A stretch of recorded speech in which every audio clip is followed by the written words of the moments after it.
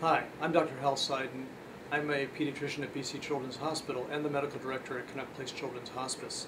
I'm a pediatric palliative care physician and a pain service physician here as well.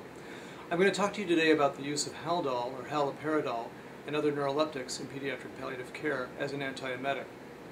These drugs have gone in and out of fashion as anti-emetics, and one of the concerns has often been the degree to which people get side effects such as extrapyramidal symptoms. However, in the work that I do, I find these drugs to be very, very effective as antiemetics and often neglected. We often go to other medications such as dimenhydrinate or ondansetron first and neglect the fact that the neuroleptics, especially the D2 agonists, can be very, very effective as antiemetic drugs. One of the other concerns is that dosing of these drugs is very, very difficult in children because there's very, very few references on this.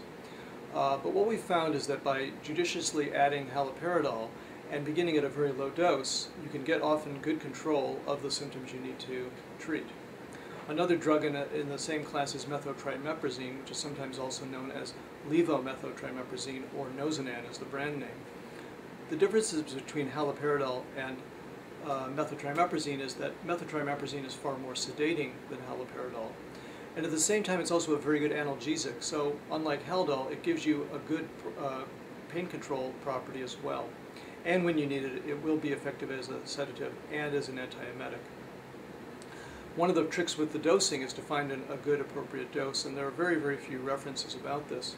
But there is now evidence that starting at a dose of somewhere between 0.01 milligram per kilogram up to 0.05 milligram per kilogram intravenously in a child is a good standard starting dose, and that can be given every 6 to 8 hours.